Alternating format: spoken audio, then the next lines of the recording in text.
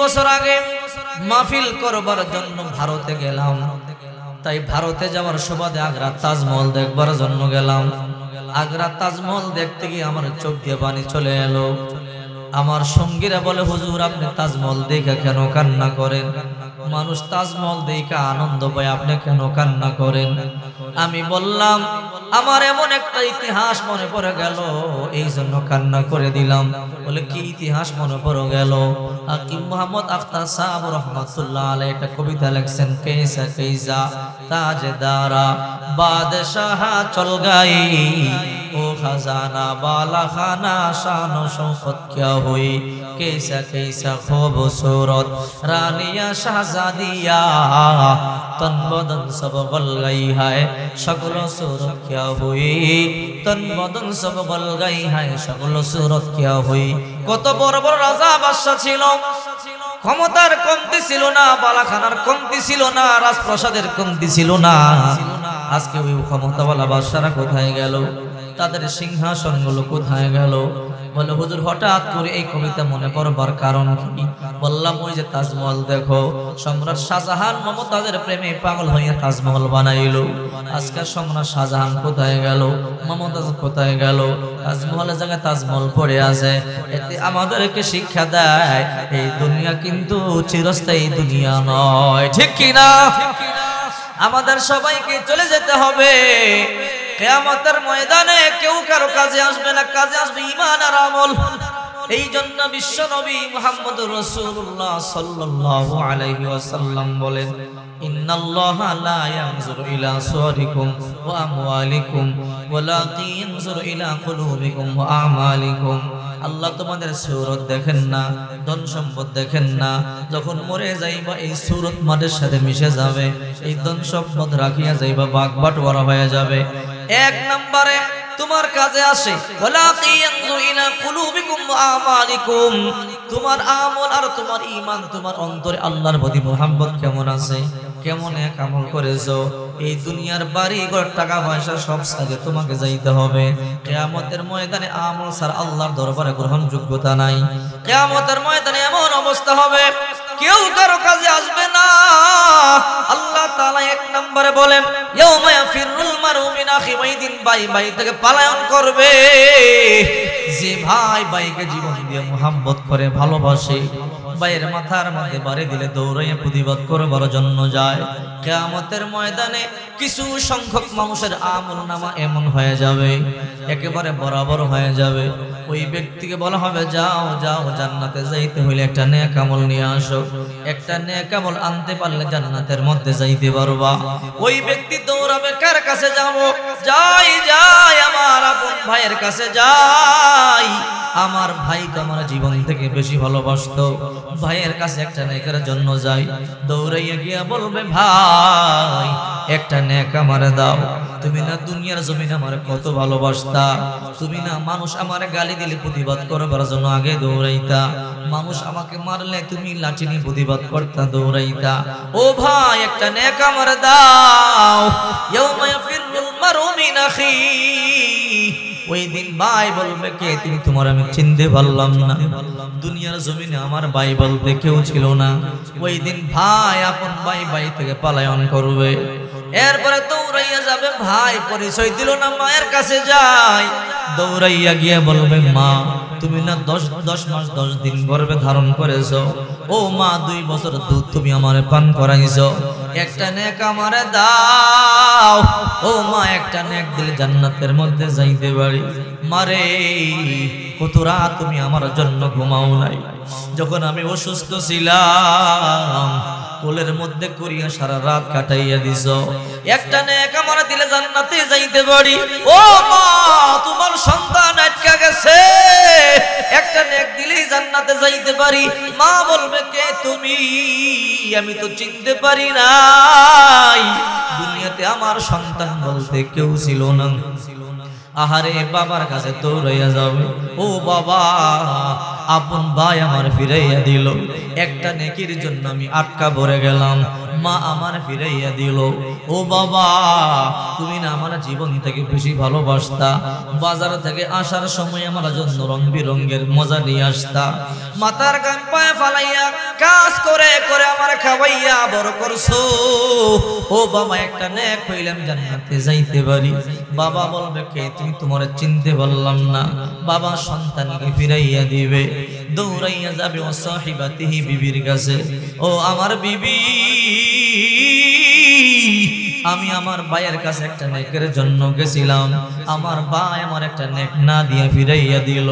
আমি আমার মায়ের কাছে একটা নেকের জন্য গেছিলাম, মা ফিরাইয়া দিল। আমি আমার বাবার কাছে একটা নেকের জন্য গেছিলাম, বাবা ফিরাইয়া দিল। ও বিবি তোমার না জীবন দিয়ে ভালোবাসতাম, কত মুহাব্বতের কথা দুইজনে কানে কানে বলতাম, কত সুন্দর সুন্দর হার তোমারে বানাইয়া দিছি রে বিবি, একটা নেক আমারে দাও, একটা নেক দিলে জান্নাতের মধ্যে যাইতে পারি। বিবি বলবে কি আপনি, আপনারে চিনতে পারলাম না। দুনিয়ার মধ্যে আমার স্বামী বলতে কেউ ছিল না, দুনিয়ার মধ্যে আমার তো বিয়ে হয় নাই, ভাই পরিচয় দিবে না, বাবা পরিচয় দিবে না, মা পরিচয় দিবে না, বিবি পরিচয় দিবে না। এরপরে দৌড়াইয়া যাবে অবানি, নিজের সন্তানদের কাছে গিয়া বলবে সন্তানেরা রে দুনিয়ার জমিনে তোদের কাছে কিছু চাই নাই, দুনিয়ার জমিনে তোদেরকে আমি আমার জীবন দিয়ে বেশি ভালোবাসতাম। এ সন্তানেরা আজকে আমি তোদের বাবা, হাসরের ময়দানে একটা বিপদের মধ্যে পড়ে গেলাম, একটা নেকি হইলে জান্নাতের মধ্যে যাইতে পারি। এ সন্তানেরা একটা নেকির জন্য মায়ের কাছে গেছিলাম, মা ফিরাইয়া দিল, একটা নেকের জন্য ভাইয়ের কাছে গেছিলাম, ভাই ফিরাইয়া দিল, একটা নেকের জন্য বাবার কাছে গেছিলাম, বাবা ফিরাইয়া দিল, একটা নেকির জন্য বিবির কাছে গেছিলাম, ফিরাইয়া দিল। তোরা একটা নেক আমারে দে, একটা নেক দিলে জান্নাতে যাইতে পারি। সন্তানেরা বলবে কে আপনি, কি পরিচয়? আমি না তোর বাবা। বলবে না বাবা বলতে কাউরে তো চিনি না। জানি না আজকে হাসরের ময়দানে আমাদের কি অবস্থা হয়। দুনিয়ার জমিনে বাবা বলতে কেউ ছিল না। লিকুল্লিন মিনহুম ইয়াউমাইদিন শানু ইগুনি, প্রত্যেকেই নিজের চিন্তায় ব্যস্ত থাকবে। জানি না আজকে হাসরের ময়দানে আমাদের সাথে কি আচরণ করা হয়। একটা নেকির জন্য কেউ কারো পরিচয় দিবে না। ও বন্ধু, এই জন্য বেশি বেশি নেক আমল করা দরকার। কিয়ামতের ময়দানে গাড়ি কাজে আসবে না, বাড়ি কাজে আসবে না, ব্যবসা কাজে আসবে না, টাকা পয়সা জমি জমা কোনো কাজে আসবে না। তাহাজ্জুদের নামাজে চোখের পানি সারিয়া কান্না করেছো, এই এক ফোঁটা চোখের পানি তোমার কাজে আসবে। একবার সুবহানাল্লাহর জিকির করছো, এইটা তোমার কাজে আসবে। লা ইলাহা ইল্লাল্লাহ বলেছো, এইটা তোমার কাজে আসবে। ইশরাকের নামাজ আদায় করেছো, এইটা তোমার কাজে আসবে। একটা টাকা দান করেছো, এইটা তোমার কাজে আসবে। রোজা রাখছো, এইটা তোমার কাজে আসবে। এই জন্য রাসূল করিম সাল্লাল্লাহু আলাইহি ওয়াসাল্লাম বলেন, ইন্নাল্লাহা লা ইয়ানজুরু ইলা সুরিকুম ওয়া আমওয়ালিকুম ওয়ালাকিন ইয়ানজুরু ইলা কুলুবিকুম ওয়া আমালিকুম। আল্লাহ তোমাদের সূরত দেখেন না, ধন সম্পদ দেখেন না, আল্লাহ দেখেন তোমাদের ঈমান আর আমল। দুনিয়ার মধ্যে স্বার্থে আঘাত লাগলে মা সন্তানের পরিচয় দেয় না, সন্তান কিন্তু মায়ের পরিচয় দেয় না। স্বার্থে আঘাত লাগলে বলে তুই আমার সন্তান না। কথা বলেন ঠিক কি না? ওই যে দেখেন না মদিনাতুল মুনাওয়ারার মধ্যে ঝগড়া লেগে গেল, এক মা আর সন্তান ঝগড়া লেগে গেল। তাও ঝগড়াটা সাধারণ জায়গার মধ্যে না, আল্লাহ রাসূল সাল্লাল্লাহু আলাইহি ওয়াসাল্লামের রওজার সামনে এক মা তার সন্তানকে অস্বীকার করে। সন্তান বলে, মা তুমি আমারে অস্বীকার করিও না। ও মা, তুমি না আমার মা, তুমি না আমার 10 মাস 10 দিন গর্ভে ধারণ করেছো। ও মা, তুমি না আমার প্রসব করেছো, 2 বছর দুধ পান করাইছো, কোলে পিঠে করিয়া মানুষ করেছো, না খাইয়া খাওয়াইছো। ও মা, তুমি না রাতের মুখে নিয়ে ঘুমাইতা, আজকে কেমনে অস্বীকার করো? মদিনাতুল মুনাওয়ারার মধ্যে হাজার হাজার সাহাবীরা একত্রিত হয়ে গেল। মহিলা বলে, ও সাহাবীরা এই বাচ্চাটাকে আমার কাছ থেকে সরাও, এই শিশুটারে আমি চিনি না, এই বাচ্চা আমার মা বলিয়া ডাকে, আসলে আমি কিন্তু তার মা নয়। সাহাবীরা বলে কি বলেন, এই বাচ্চা তোমারে মা বলে ডাকে, তুমি কি তার মা না? বলে না। তাই নাকি? বলে হ্যাঁ। তো এই বাচ্চা তোমারে মা বলিয়া কেন ডাকে? বলে আমার এই গাটুরের মধ্যে কিছু সম্পদ আছে, এই বাচ্চা আমার মা ডাইকা আমার সাথে মিশিয়া যখন দূরে যাবে মরুভূমির মধ্যে গিয়া, এই বাচ্চা আমার ওই সম্পদগুলো লুণ্ঠন করে নিয়ে যাবে, এই জন্য সম্পদের লোভে বাচ্চাটা আমার মা ডাকে। ও মদিনার সাহাবীরা, আসলে এই বাচ্চাটা কিন্তু আমার সন্তান না। ঘটনা পেশ লাইগা গেল। ওই সময় মদিনার বিচারক হইল হযরত আলী রাদিয়াল্লাহু তাআলা আনহু। কিছু সাহাবী দৌড়াই হযরত আলীর কাছে চলে গেল। ওগো আল্লাহর নবীর সাহাবী আলী, মদিনার মধ্যে এমন একটা ঝগড়া, জীবনে এমন ঝগড়া দেখি নাই। বলে কি ঝগড়া? এক মা তার সন্তানকে অস্বীকার করে, আর সন্তান বলে মা তুমি আমারে অস্বীকার করিও না, এদের তৃতীয় কোনো সাক্ষী নাই। মা অস্বীকার করে, আর ছেলে বলে মা তুমি অস্বীকার করিও না, তুমি আমার জন্ম দিয়েছো, তুমি আমার দুধ পান করাইছো। ঝগড়া বেঁধে গেল। হযরত আলী হাঁটি হাঁটি পা পা করে রওজা থার পাকের সামনে আসলো। ওই বাচ্চা চোখের পানি গুলো সারিয়া কান্না করে বলে মা তুমি না আমার 10 মাস 10 দিন গর্ভে ধরেছো, কেমনে অস্বীকার করো রে মা? তুমি না আমার প্রসব করেছো, কেমনে অস্বীকার করো? ও মা তুমি না আমার জন্ম দিয়েছো, কত রাত আমার জন্য তুমি ঘুমাও নাই, মানুষের বাড়িতে কাজ করিয়া করিয়া আমার খাওয়াইছো। ও মা মদিনাতুল মুনাওয়ারা সবার সামনে কেমনে অস্বীকার করো? মা বলে ও সাহাবীরা আপনারা তার কথায় কান দিবেন না, এই বাচ্চারে আমি চিনি না, এই বাচ্চা আমার সন্তান না। হযরত আলী বলে মহিলা সত্যি করে বলো, এই বাচ্চা কি তোমার সন্তান? বলে না রে আলী, এই বাচ্চারে আমি চিনি না। বাচ্চা বলে আলী গো, এটাই আমার মা, কেমনে আমি মারে অস্বীকার করব? বলে বাবা তোর মা সবার সামনে অস্বীকার করে, আমি তো জোর করিয়া করে তোর মায়ের উপরে চাপাইয়া দিতে পারি না, যেহেতু মহিলা নিজেই বলতেছে তার সন্তান তুই না, আমি তার উপরে চাপাইয়া দিতে পারবো না। ও আলী, এই দুনিয়ার মধ্যে আমার মা নাই, এই দুনিয়ার মধ্যে আমার বাবা নাই, যদি আমার মা আমারে অস্বীকার করে, এই দুনিয়ার জমিনে আমার বাবা নাই, আমি কই যাব, কার কাছে যাব? এই দুনিয়ায় যাওয়ার মতো আমার কোনো জায়গা নাই। এই শিশু বাচ্চাটা চোখের পানিগুলো সারিয়া সারিয়া রাসূলের রওজা পাকের সামনে কান্না করে বলে আলী গো, আমার মায়ে যদি আমার মদিনায় ফালাইয়া যায়, এই দুনিয়ায় যাওয়ার মতো জায়গা আমার নাই, আমি কার কাছে যাব? আমি তো জন্মের পরে বাবারে দেখি নাই, আমি আমার মায়ের কাছে বড় হয়েছি, আমার মারে বলেন না আমারে নিয়ে যাওয়ার জন্য। মহিলা বলে আলী নাই, সন্তান আমার না। এইবার আলী বলে ও সন্তান, যেহেতু মহিলা বারবার বলতেছে তার সন্তান না, জোর করি আমি তোরে দিতে পারবো না, আমি একটা কাজ করতে পারি। বলে কি কাজ? আয় আয়, আমি আমার ঘরে তোরে নিয়ে যাই, আমি আলী আজ থেকে তোর বাবা হয়ে গেলাম, আর ফাতেমা তোর মা হয়ে গেল। বলে তাই নাকি? বলে হ্যাঁ। বলে আলী সত্যি সত্যি যদি আপনি আমার বাবা হয়ে যান, তাহলে ফাতেমা আমার মা হয়ে যায়, হাসান হুসাইন আমার ভাই হয়ে যায়, মা খাদিজাতুল কুবরা আমার নানি হয়ে যায়, আর রহমাতুল লিল আলামিন আমার নানা হয়ে যায়।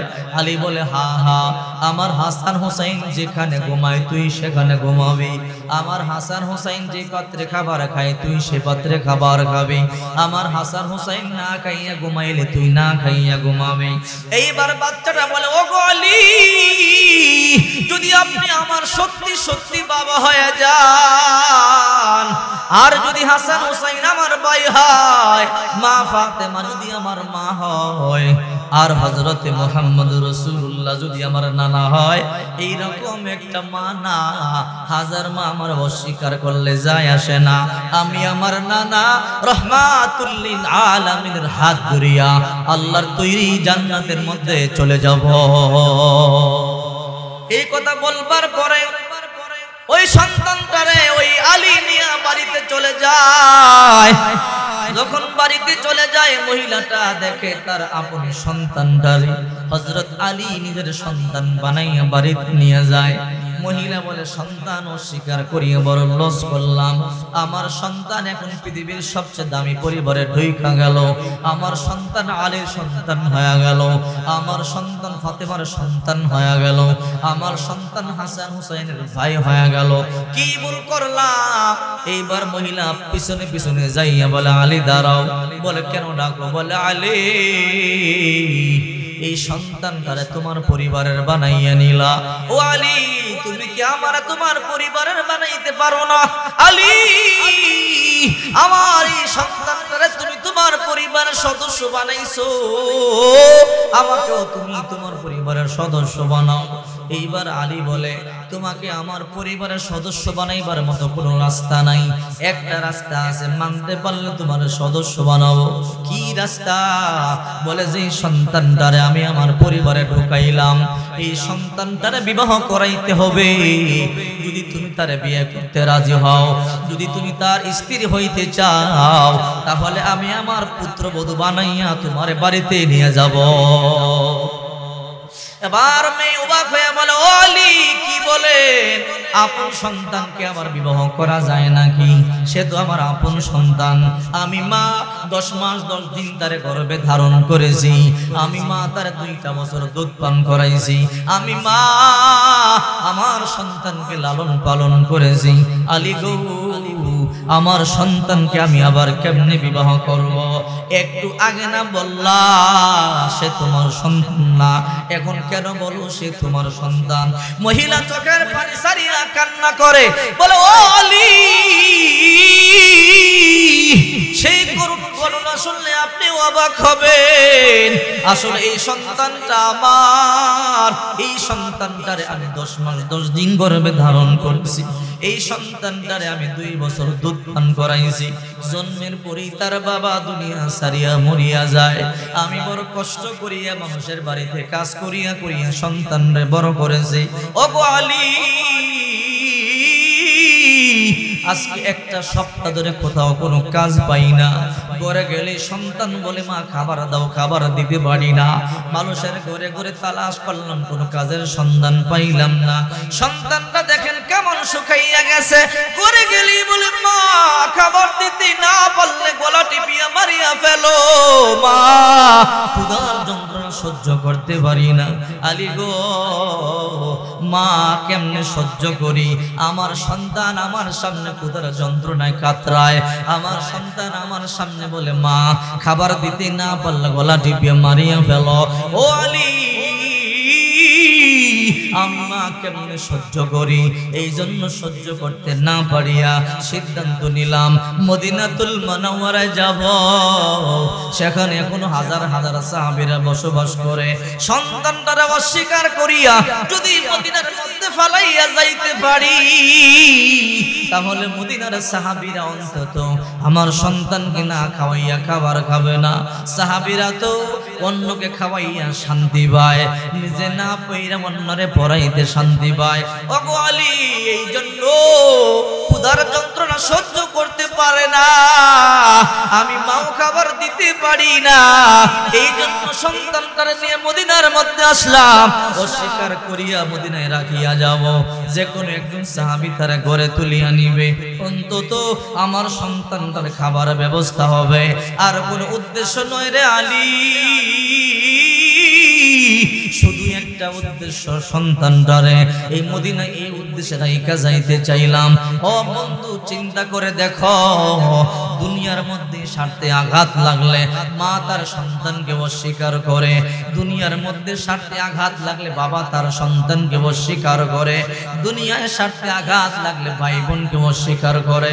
আর কিয়ামতের ময়দানে তো ভয়ঙ্কর, জাহান্নামের আগুন তো ভয়ঙ্কর, সূর্য মাথার কাছাকাছি চলে আসবে, ওই দিন মাটি তামা হয়ে যাবে, মাথার পাটিটা ফাটিয়া টাস টাস করিয়া মাথার পাটি ফাটিয়া যাবে, মগজগুলো বাতের মারের মতো গলে গলে পড়বে, জিহ্বা দিয়া সাটিয়া সাটিয়া খাবে। ওই দিন কেউ কারো পরিচয় দিবে না রে বন্ধু। ওই দিন শুধু যারা নেক আমল করবে তারা আরশে আজিমের নিচে ছায়া পাবে, আল্লাহ এদের উপরে দয়া করবেন। এই জন্যই তো বিশ্ব নবী মুহাম্মদুর রাসূলুল্লাহ সাল্লাল্লাহু আলাইহি ওয়াসাল্লাম বলেন, আল কাইসু মান দানা নাফসাহু ওয়া আমিলা লিমা বাদাল মাউত। আমার উম্মতের মধ্যে সবচেয়ে বুদ্ধিমান সে যে ব্যক্তি দুনিয়া নয় পরকাল নিয়ে চিন্তা করে। ও বন্ধু, আজকে যদি তুমি মরিয়া যাও, কবরে যাইবা, সর্বপ্রথম তোমার জবাব দেওয়া লাগবে নামাজ আদায় করেছো কিনা। রাসূল করিম সাল্লাল্লাহু আলাইহি ওয়াসাল্লাম বলেন, আউয়ালু মা ইউহাসাবু বিহিল আবদু ইয়াউমাল কিয়ামাতিস সালাহ। কিয়ামতের দিন সর্বপ্রথম বান্দা বান্দির নামাজের হিসাব হবে। এ বন্ধু, এখন ইমাম সাহেব ডাকিয়া বলে, ও যুবক, নামাজ আদায় করো। নামাজ আদায় করো না, বলে হুজুর পেনটা বালানা, কাপড়টা বালানা। না রে যুবক, না, আল্লাহর দরবারে ফাঁকি দেওয়া সম্ভব হবে না। তোমার মতো কত যুবক বাসের নিচে পড়িয়া মরিয়া গেল, তোমার মতো কত যুবক অ্যাক্সিডেন্ট করিয়া মরিয়া গেল, হার্ট অ্যাটাক স্ট্রোক করিয়া করিয়া কত যুবক মরিয়া যায়। হে যুবক, তওবা করো, কান্না করো, আল্লাহর দরবারে কাঁদো। কোন দিন জানি মরিয়া যাও বলতে পারো না রে যুবক। তোমার মতো কত যুবক আল্লাহ তাআলা হেদায়েত দান করেছে। তোমার মতো কত যুবক মাথার মধ্যে দাড়ি রাখে, তোমার মাথার মধ্যে টুপি দেয়। তোমার মতো কত যুবক মুখের মধ্যে দাড়ি রাখে। তোমার মতো কত যুবক লম্বা পাঞ্জাবি পরিয়া হাঁটে। বুঝাও যায় না সে মাদ্রাসার আলেম নাকি সাধারণ পাবলিক। হে যুবক, আল্লাহর কসম করে বলি, তুমি মনে করতেছো মুখের মধ্যে দাড়ি রাখলে সম্মান কমে যায়। আল্লাহর দোহাই দিয়ে বলি, সম্মান কমে না, সম্মান বাড়িয়া যায়। মাথার মধ্যে টুপি দিলে মনে করতেছো সম্মান কমিয়া যায়। আল্লাহর কসম করে না, সম্মান বাড়িয়া যায়। হে যুবক, আল্লাহর দোহাই, কোন দিন মরিয়া যাও বলতে পারি না। যুবক, পা দুইটা গাইয়া দাও। ও যুবক, যা থাকে তাকে 5 ওয়াক্ত নামাজ আদায় করো। তোমার মতো যুবক ছিল বিশরে হাফি রহমাতুল্লাহি আলাই। সারা জীবন ভর মদ পান করেছে, মদ না পান করলে তার ভালো লাগে না। বিশরে হাফি রহমাতুল্লাহি আলাই মাকে ডিস্টার্ব করতো, মা মদের টাকা দাও। মা মদের টাকা দিতে না পারলে মাকে গালমন্দ করত, মাকে মারধর পর্যন্ত করত। হঠাৎ করে একদিন এসে বলে, মা আমার কাছে টাকা নাই, মদ পান করবো, টাকা দাও। মা বলে, আমার কাছে টাকা নাই। বলে, টাকা কোথা থেকে দিবা তুমি ভালো করিয়া জানো। ও মা, টাকা দাও, না দিলে কিন্তু আজকে তোমার ছাড়বো না, আমার হাত থেকে বাঁচতে পারবা না। মা চোখের পানি গুলো সারিয়া কান্না করে বলে, আল্লাহ, আমার সন্তানটারে করে তুমি হেদায়েত দান করবা। আয় আল্লাহ, এত কান্নাকাটি করি, এত দোয়া তোমার দরবারে করি, আল্লাহ আমার দোয়াটা কেন মঞ্জুর করো না? আমার বিশ্বরকে তুমি আল্লাহ তোমার বন্ধু বানাইয়া দাও। এই মদ পান করা থেকে তুমি তার হেফাজত করো। এবার বিশ্বরে হাফি বলে, মা টাকা দাও, টাকা না দিলে কিন্তু তোমাকে মারবো।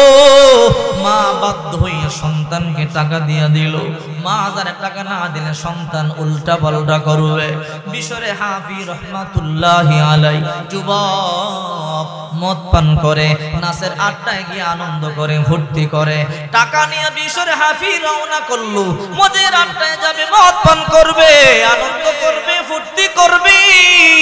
আহারে যুবক, টাকা নিয়ে হাঁটি হাঁটি পা পা করিয়া মরুভূমি দিয়ে মদ পান করবার জন্য রওনা করলো। হঠাৎ করে রাস্তার মধ্যে দেখা যায় বাতাসে একটা কাগজ উড়াইয়া উড়াইয়া নেয়। বাতাসের তলে তলে কাগজটা ঘুরে। বিশ্বরে হাফি মনে মনে ভাবি, এই কাগজটার মধ্যে কি যেন লেখা দেখা যায়। দেখি কাগজটার মধ্যে কি লেখা আছে। হাঁটি হাঁটি পা পা করিয়া কাগজটা হাতের মধ্যে নিল। কাগজটা হাতের মধ্যে নিয়ে দেখে এই কাগজের মধ্যে সাধারণ কথা নয়, আমার আল্লাহর নাম লেখা।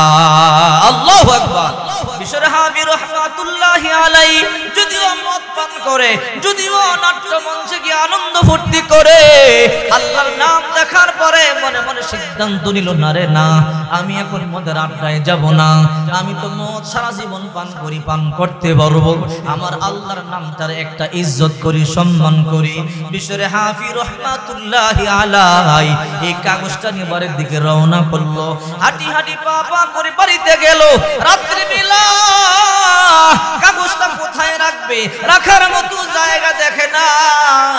এত সুন্দর নাম কোন জায়গার মধ্যে রাখবো, রাখার কোনো জায়গা তার কাছে মনে হয় না। এই জন্য বিশ্বরে হাফি রহমাতুল্লাহি আলাইহি কাগজটা মাথার মধ্যে নিয়ে দাঁড়াইয়া রইল। মা লক্ষ্য করিয়া তাকায়, কেরে আমার সন্তান ঘুমায় না, এই কাগজটা নিয়ে মাথার মধ্যে কেন দাঁড়াইয়া রইল?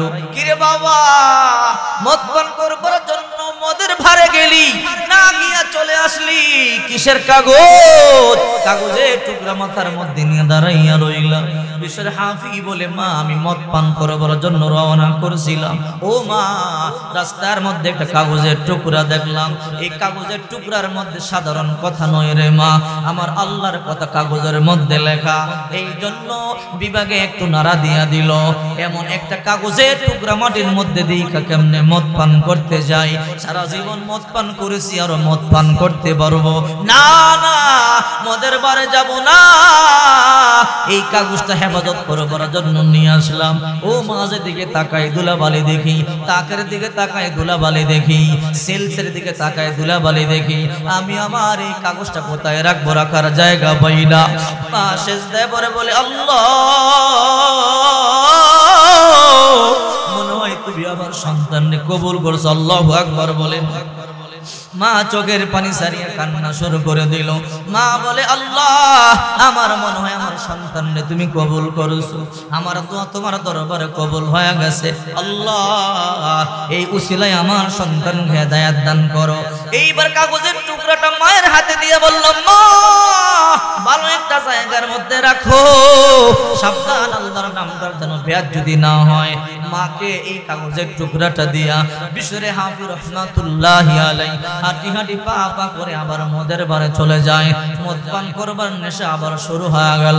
মদের বারে গিয়ে মদ পান করলো, মদ পান করিয়া একেবারে মাতাল হয়ে গেল, মাটির মধ্যে গোড়াগড়ি করিয়া কাম বেহুশ হয়ে গেল। হঠাৎ করে ওই জামানার মধ্যে সবচেয়ে বড় আল্লাহর ওলি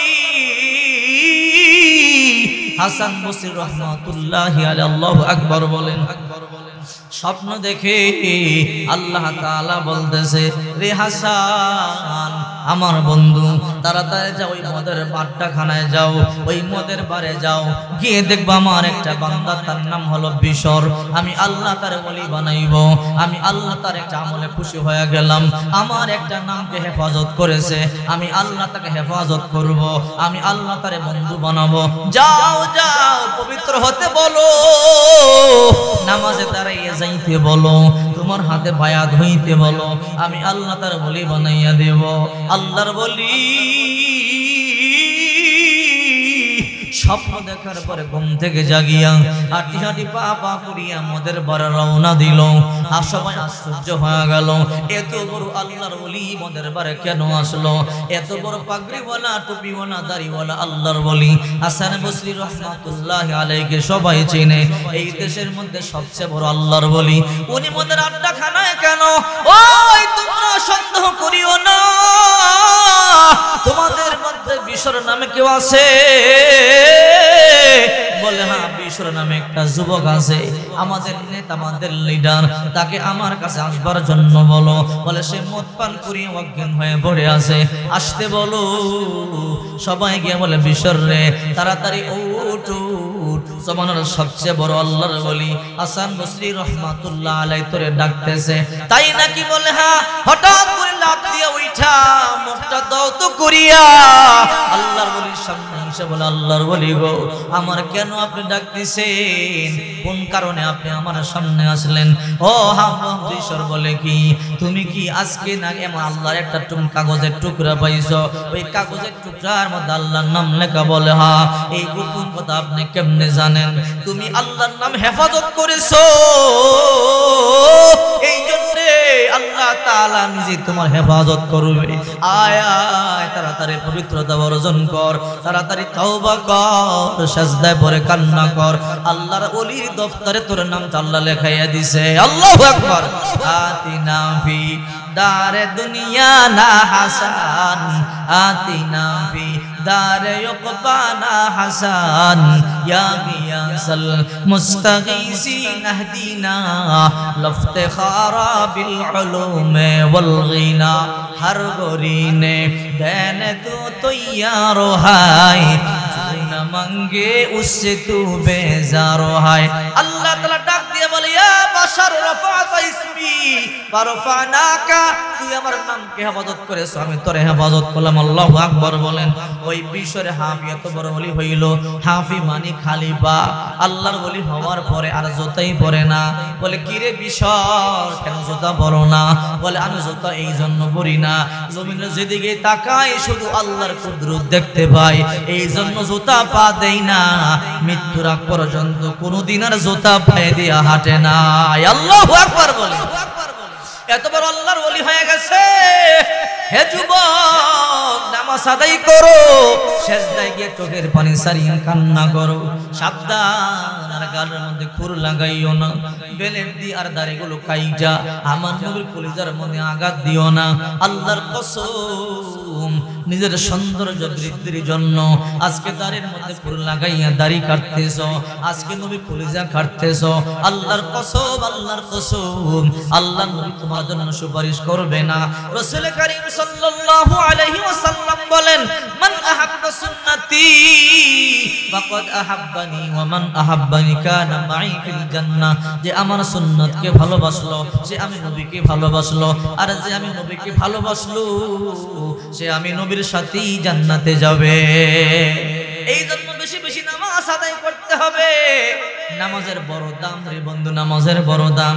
দেখবেন অনেক মুসল্লি আছে নামাজ পড়তে পড়তে কপালের মধ্যে দাগ পড়ে যায়।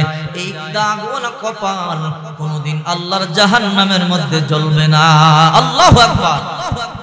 সর্বশেষ জান্নাতি রাসূল করিম সাল্লাল্লাহু আলাইহি ওয়াসাল্লাম যার ব্যাপারে হাদিস শরীফের মধ্যে বলেছেন যেদিন আল্লাহ পাক রব্বুল আলামিন জাহান্নামের দরজা বন্ধ করে দিবেন, জান্নাতের দরজা বন্ধ করে দিবেন, তো আল্লাহ পাক বলবেন জিবরাইল যাও জাহান্নামে যাও, গিয়ে দেখো আমার এমন কোন বান্দা পাও কিনা যার কলিজার মধ্যে যাররা পরিমাণ ঈমান আছে তাকেও বের করে আনো, আজকে জান্নাতে দিয়ে দেব, কারণ আজকে জাহান্নামের দরজা চিরদিনের জন্য বন্ধ করে দেব। আল্লাহু আকবার বলেন।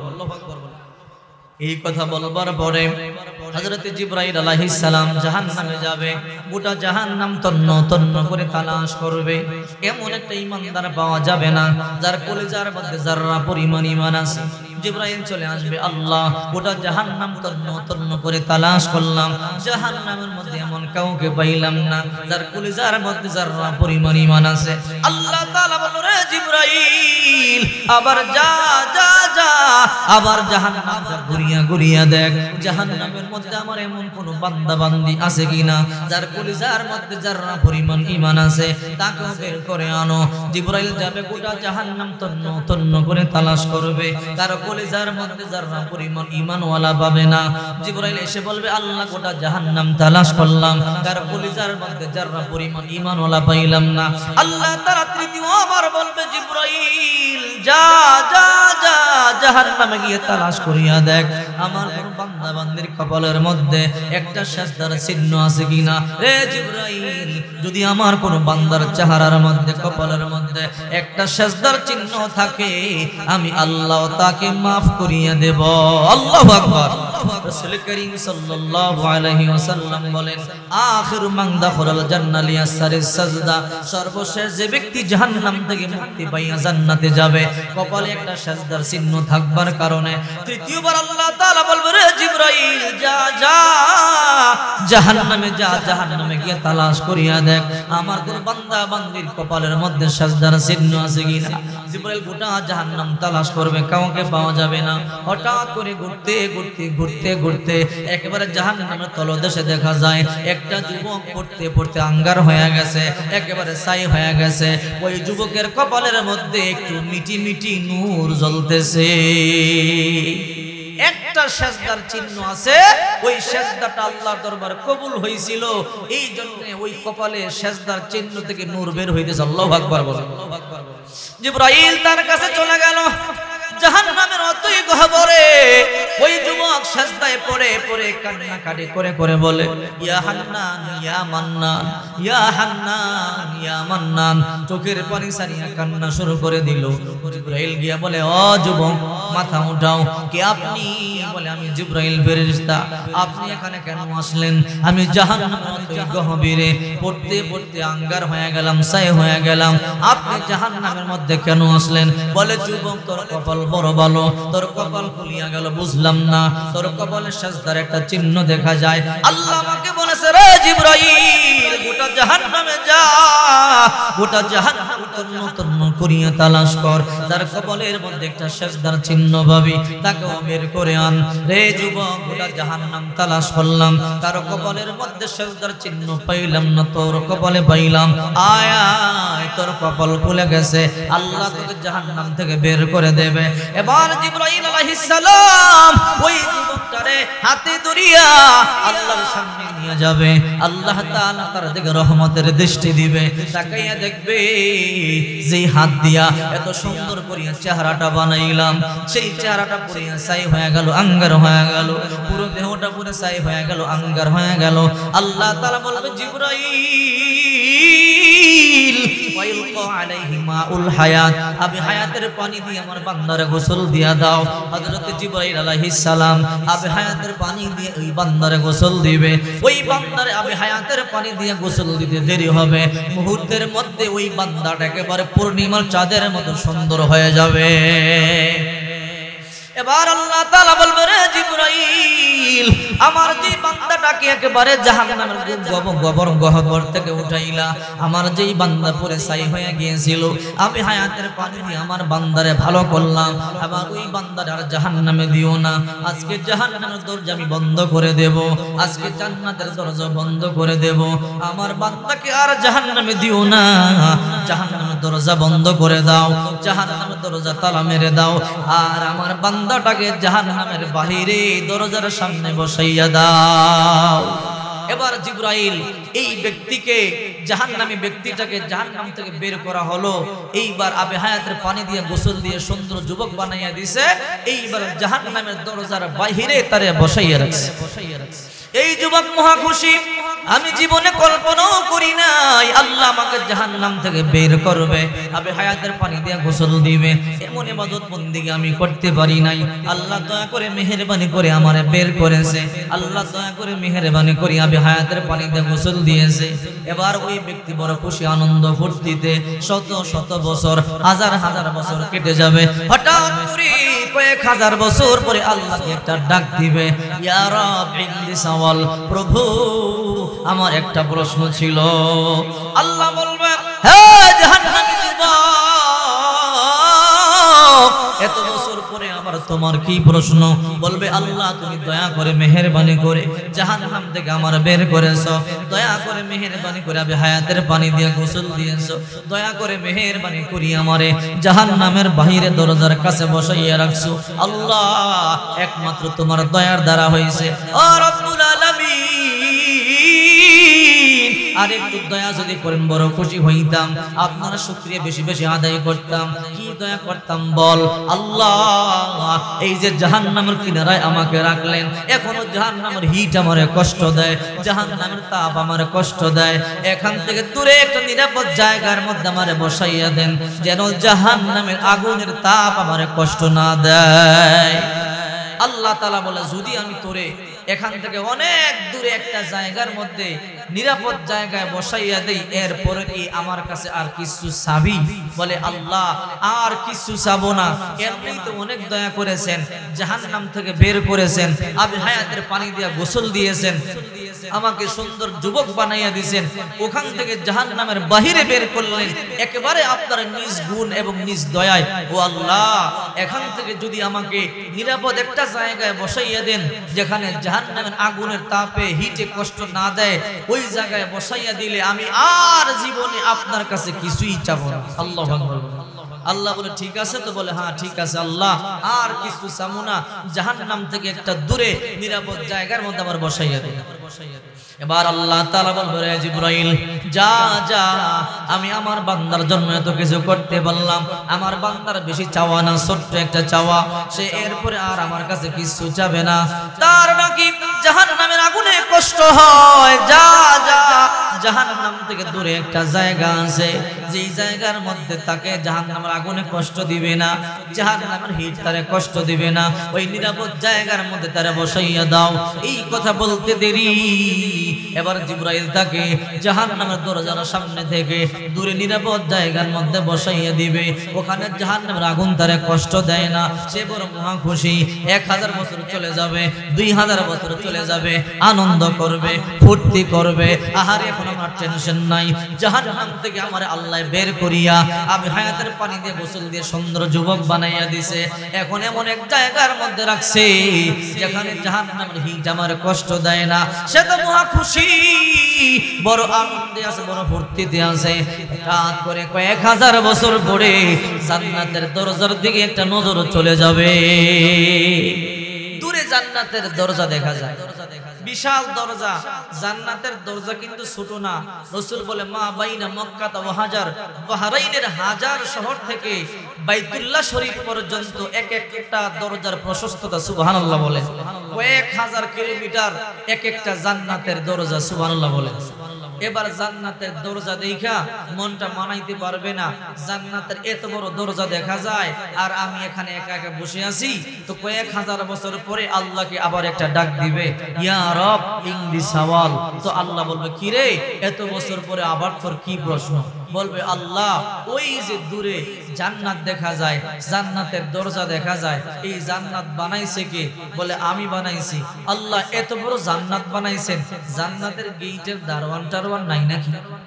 আল্লাহ বলবে দারওয়ান থাক না থাক তোর কি বলবে আল্লাহ আপনি রাগ করিয়েন না আপনি মনে করিয়েন না আমি আপনার জান্নাত চামু জান্নাত আমার লাগবে না আল্লাহ আমি এখানে একা একা বসে আছি আর ওখানে জান্নাতের গেটে দারোয়ান নাই এটা কেমন দেখা যায় জান্নাত আমার লাগবে না তবে জান্নাতের গেটের বাইরে একটু আমারে বসাইয়া দে আল্লাহু আকবার আল্লাহু আকবার বলে জান্নাতের গেটের বাইরে তোরে বসাইয়া দিলে তুই না বললি আর কিছু চাবি না বলে আল্লাহ আমি জান্নাত চাইছি এখান থেকে একটু ওখানে নিবেন এ তো বাহিরেই ভিতরে তো আর চাই নাই আল্লাহ দয়া করে মেহেরবানি করে জান্নাতের বাইরে গেটের বাইরে বসাইয়া দেন আমি কসম কইরা বলতাছি আর কিছু চাইবো না আল্লাহু আকবার বলে আল্লাহ বলে তোর কসম আমি বিশ্বাস করি না দুনিয়াতে তুই শয়তানের ভাষায় ডাং দিস আমার হুকুম মানো না তোর কথা আমি বিশ্বাস করি না বলবে আল্লাহ কি করলে বিশ্বাস করবেন তুই ইসলামে সাইন কর টিপ সই দে এই জিবরাইল তুই সাক্ষী থাকিস এবার ইসলামের মধ্যে সাইন করবে টিপ সই দিবে আল্লাহ যদি আমার ওখান থেকে জান্নাতের গেটের দরজার বাইরে বসাইয়া দেয় আপনার কসম জাতের কসম আর জিন্দেগিতে কিছু চাবো না আল্লাহু আকবার এবার আল্লাহ পাক রব্বুল আলামিন বলবেন রে জিবরাইল আমার বান্দা কি বলছে শুনছো বলে হ্যাঁ যা যা আমার বান্দারে জান্নাতের গেটের বাইরে বসাইয়া দে সাবধান জান্নাতের ভিতরে কিন্তু তাকে নিবি না জান্নাতের বাইরে গেটের বাইরে তারে বসাইয়া দে এরপর আর কিছু যাবে না হযরত জিবরাইল আলাইহিস সালাম তারে বলবে ও আল্লাহর বান্দা চলেন চলেন জান্নাতের গেটের বাইরে আপনারে বসাইয়া দেই এবার জিবরাইল আলাইহিস সালাম ওই জাহান্নামী বান্দাটাকে যাকে জাহান্নাম থেকে উঠানো হলো তাকে নিরাপদ জায়গা থেকে এবার জান্নাতের গেটের বাইরে আনিয়া একটা চেয়ারের মধ্যে বসাইয়া দিবে বলে আল্লাহ এমন একটা জায়গা দিছো আর কিছু চাওয়ার নাই এবার এখানে বসে আনন্দ করবে ফুর্তি করবে কয়েক হাজার বছর চলে যাবে হঠাৎ করে কয়েক হাজার বছর পরে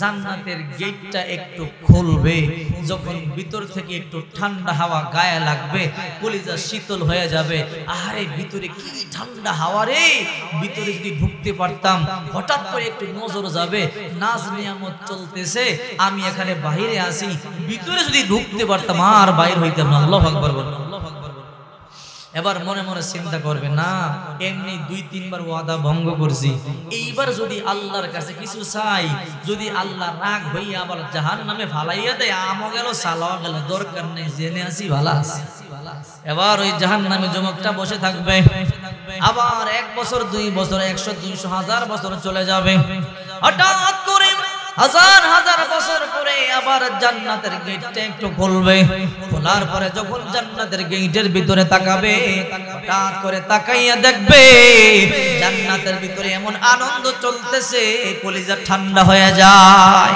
এক পলকের জন্য দেখেই পাগল হয়ে যায়। এবার মনে মনে চিন্তা করবে, আল্লাহর কাছে চাই, তিনবার চাইলাম, আল্লাহ তিনবার দোয়া মঞ্জুর করিয়া জাহান্নাম থেকে আমাকে উঠাইয়া আবে হায়াতের পানি দিয়ে গোসল দিয়া সুন্দর যুবক বানাইয়া নিরাপদ জায়গায় আনলো, নিরাপদ জায়গা থেকে জাহান্নামের গেট পর্যন্ত আনলো। আল্লাহর কাছে আরেকবার চাই, আরেকবার চাইলে যদি জান্নাতে যাইতে পারি আর জান্নাত থেকে বের হব না। যেই চাইতে মনে চাবে, হঠাৎ করে আরেক মনে বলবে না চাইস না, যদি আল্লাহ তিনবার ওয়াদা ভঙ্গ করছস, রাগ কইরা যদি জাহান্নামে ফালাইয়া দে তাহলে কিন্তু তোর সব শেষ। তাই তো না সামু না যেমনি আছি এমনিই ভালো, এখানে বসে থাকে, এবার এখানে বসে থাকে। এমন করতে করতে আবার কয়েক হাজার বছর চলে যাবে, হঠাৎ করে কয়েক হাজার বছর পরে আবার জান্নাতের দরজাটা একটু খোলা হবে, ভিতরে যখন একটা পলক দেখবে সহ্য করতে পারবে না, সিদ্ধান্ত নিবে যা হবার হবে। আল্লাহর কাছে আজকে চাবই চাবো, যা হবার হবে আজকে আমি আল্লাহর কাছে চাবো। যদি লটারি লাগাই যায় তাহলে ভিতরে ঢুকা যাব, আর যদি আল্লাহর রাগ হয় তাহলে মনে মনে বলবো আল্লাহ এমনি ডাক দিছে, সুবহানাল্লাহ বলে একটা আস্তে ডাক দিমু, যদি দেখি আল্লাহর জবাবটা একটু রাগে হয় তো আল্লাহ আপনি কি ডাক দেন যাইব না। আর যদি দেখি না আল্লাহ বলে কি বান্দা কি চাও বলো, তখন বলবো জান্নাত চাই, আল্লাহু আকবার বলে, আল্লাহু আকবার বলে। এবারে আস্তে করে ডাকটা দিছে, এবারে ডাকটা আস্তে করে ইয়া রব ইন দি সাওয়াল, একটু মৃদু আওয়াজে। আল্লাহ কয় কি রে এত বছর পরে আবার কি চাও, এত বছর পরে আবার কি বলে, আল্লাহ রাগ করেন কি, আমি কি আপনার জান্নাত চাইছি নাকি? আল্লাহু আকবার বলে, আল্লাহ রাগ করেন কেন, আমি তো আপনার জান্নাত চাই নাই, কি চাও বলো। বলে আল্লাহ আপনি দয়া করে মেহেরবানি করে জাহান্নাম থেকে আমার বের করলেন, আবে হায়াতের পানি দিয়ে গোসল দিলেন, আল্লাহ আমাকে আপনি জাহান্নাম থেকে বের করে নিরাপদ জায়গায় আনলেন, ওখান থেকে জান্নাতের গেট পর্যন্ত আনলেন। ও আল্লাহ আপনার জান্নাতে কি আমার পরে যাওয়ার মতো আর কেউ আছে? আল্লাহ বলবে কেন? বলবে জানতেছে আল্লাহ আর কয়জন মানুষ আমার পরে জান্নাতে যাবে। তো আল্লাহ তাআলা বলেন তোর পরে আর কেউ নাই, জান্নাতে যাওয়ার মতো কেউ নাই, আজকে জাহান্নামের দরজা বন্ধ, জান্নাতের দরজা বন্ধ। তখন বলবে আল্লাহ যদি আর কেউ জান্নাতে যাওয়ার মতো না থাকে, আপনার জান্নাতে তো অনেক খালি জায়গা পড়ে রয়েছে। তো আল্লাহ বলবে আমার জান্নাতে খালি জায়গা আছে, তোর কি? বলবে আল্লাহ না আমি তো জান্নাত চাই নাই, আমার জান্নাত লাগবে না, আমার দিন না, তবে আল্লাহ একটু দয়া করেন, এত দয়া আপনি করলেন, আর একটু দয়া করে। বলে কি দয়া? একটু গেটের ভিতরে দরজার সিবার মধ্যে একটু বসার জায়গা আমার দিয়ে দিন। আল্লাহু আকবার, আল্লাহু আকবার। তো আল্লাহ বলে ওই হাকা ইবনে আদম, আদম জাত ধ্বংস হ, তুই না বললি কিছু চাবি না। বলবে আল্লাহ আমি কি আপনার জান্নাত চাইছি, জান্নাতের নিয়ামত চাইছি?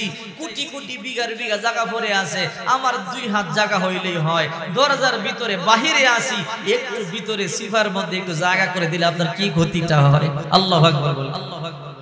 আল্লাহ বলবে রে আমার বান্দা তুমি কি চাও? বলবে আল্লাহ আমি জান্নাত চাই। জান্নাত চাও? বলবে হ্যাঁ জান্নাত চাই। আল্লাহ জাহান্নামে পড়তে পড়তে ছাই হয়ে গেছে, আঙ্গার হয়ে গেছে, জাহান্নামের সাপ বিচ্ছুর কামড় খাইতে খাইতে আল্লাহ বিষাক্ত হয়ে গেছে, আর জাহান্নামের মধ্যে যাইতে যাই না। আল্লাহ দয়া করে মেহেরবানি করে আপনার জান্নাতের মধ্যে একটু জায়গা করে দেন। এই কথা বলতে দেরি আল্লাহ তাআলা বলবে রে আমার বান্দা ঠিক আছে জান্নাতে যাবি, বলে যা যা জান্নাতে চইলা যা, আর কেউ তোরে বাধা দেওয়ার মতো নাই। আল্লাহু আকবার, আল্লাহু আকবার। সে একটা দৌড় দিবে, আইজে দৌড় কাইলে দৌড় জান্নাতের দিকে, যে অনুমতি পাইছি আর দেরি করে লাভ নাই। এমন এক দৌড় দিছে আর কোনো কথা নাই, দৌড় দিছে তো দিছে, আইজে দৌড় কাইলে দৌড়। আমাদের দেশে মন্ত্রী এমপিরা আসলে দেখবেন কয়েকটা গেট করে সেই মেন রাস্তা থেকে স্টেজ প্যান্ডেল পর্যন্ত, ঠিক কিনা জোরে বলে? তো জান্নাতের মধ্যে আল্লাহ তাআলা জান্নাতীদের জন্য 10টা গেট বানাবে। সে এমন এক দৌড় দিছে, এক দৌড়ে এক গেট পার হয়ে গেছে। তো আল্লাহ বলল কি রে ওরে যাবার জন্য অনুমতি দিলাম, ও তো আমার কাছে একটু বিদায় টিদায়ও নিল না, এ কেমন নিমু খারাপ, বললাম আর দৌড়ে চলে গেল। এরপরে প্রথম গেট চলে গেল, দ্বিতীয় গেট চলে গেল, তৃতীয় গেট পার হয়ে গেল, চতুর্থ পঞ্চম, ষষ্ঠ, সপ্তম, অষ্টম, নবম গেট পার হয়ে গেছে। এইবার দশম গেট পার হইলেই তো ভিতরে চলে যাইব। নির্মুখ হারামটা একটু বিদায় নিল না। যেই নি দশম গেটে পাড়া দিছে, আল্লাহ বলো এই দাঁড়া। হঠাৎ করে আশ্চর্য হয়ে থেমে যাবে। আল্লাহ আবার ডাক দিল, কেন রে? আবার সিদ্ধান্ত পরিবর্তন করব নাকি? কারণ উনি সিদ্ধান্ত পরিবর্তন করলে তো কারো কাছে অনুমতি লাগে না, ঠিক কিনা জোরে বলে?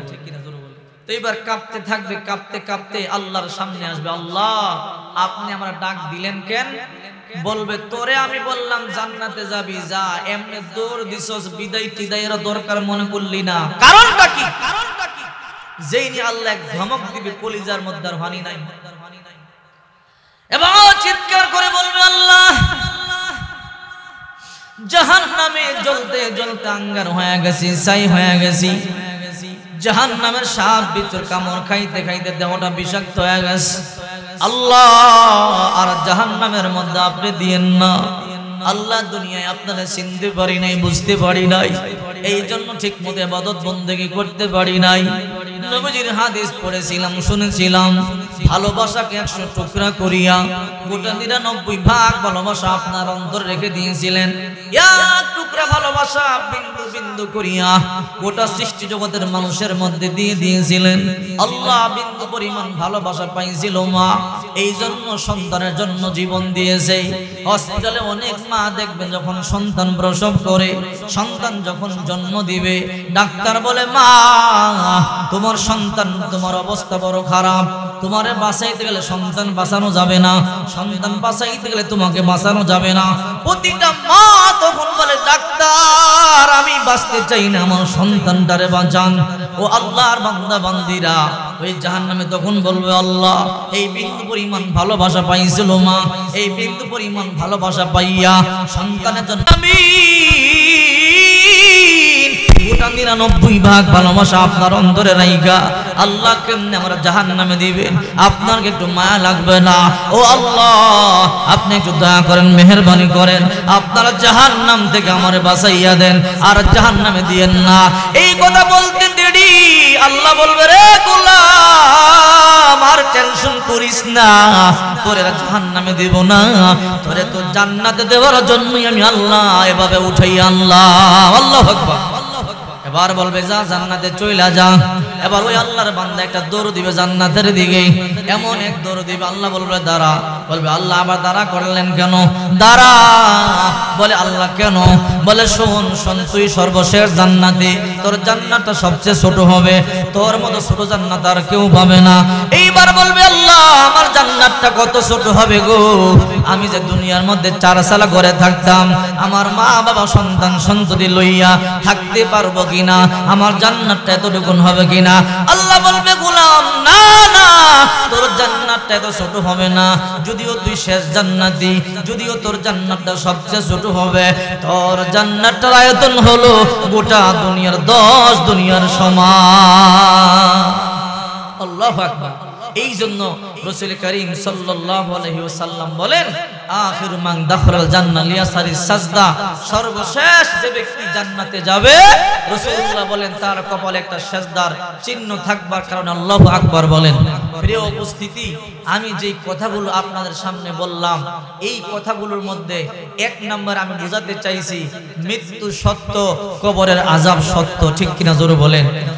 হিন্দু বলেন, বৌদ্ধ বলেন, খ্রিস্টান বলেন, নাসারা বলেন, যত জাতি এই দুনিয়ার মধ্যে আছে, প্রত্যেকটা জাতি যদিও ভিন্ন ভিন্ন ধর্মাবলম্বী, হিন্দু কেউ হিন্দু পূজা কেউ করে হিন্দু ধর্মে বিশ্বাসী, খ্রিস্টান ধর্মে বিশ্বাসী, কেউ নাস্তিক, কিন্তু যে যে ধর্মাবলম্বী হোক না কেন, কেউ করে মাছের পূজা, কেউ করে সূর্যের পূজা, সবাই কিন্তু মরণকে বিশ্বাস করে, মরা লাগবেই লাগবে, ঠিক কিনা জোরে বলে। তো এই জন্যই অবশ্যই আমি আপনাদেরকে যে কথাটা বলবো, অবশ্যই মৃত্যুর জন্য প্রস্তুতি গ্রহণ করবেন। রাসূল করিম সাল্লাল্লাহু আলাইহি ওয়াসাল্লাম দৈনিক কম পক্ষে 70 বার, কখনো 100 বার তওবা করতেন, আল্লাহর দরবারে কান্নাকাটি করতেন। যুবক ভাই, রাসূলের জীবনে কোনো গুনাহ নাই।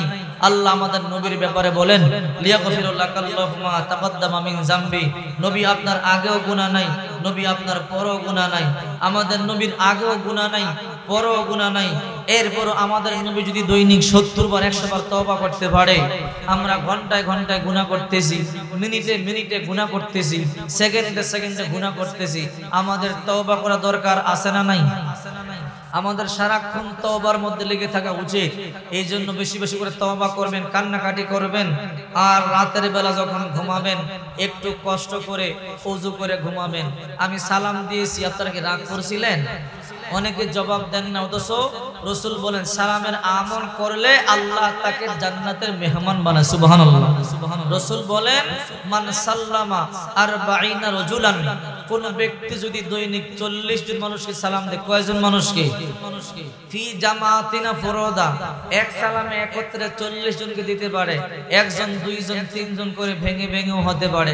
লাইলা ওয়া নাহার, দিন অথবা রাত, কোন ব্যক্তি যদি 24 ঘন্টার ভেতরে 40 জন মানুষকে সালাম দেয়, মা তাযালিকাল ইয়াউম, ওই দিন যদি মারা যায়, দাখুলাল জান্নাহ, আল্লাহর জান্নাতে ঢুকে যাবে। আল্লাহু আকবার বলে। আচ্ছা, সালাম দেওয়া কি বড় কঠিন আমল? জোরে বলে, সালাম দেওয়া কঠিন আমল? রাসূল করিম সাল্লাল্লাহু আলাইহি ওয়াসাল্লাম বলেন সালামের আমল যে ব্যক্তি যত বেশি করবে তার উপরে তত বেশি শান্তি রহমত বর্ষিত হবে। যেই ঘরে যত বেশি সালামের আদান প্রদান হবে ওই ঘরে তত বেশি শান্তি রহমত বর্ষিত হবে। যেই দেশে যত বেশি সালাম আদান প্রদান হবে ওই দেশে তত বেশি শান্তি রহমত বর্ষিত হবে। সুবহানাল্লাহ বলে।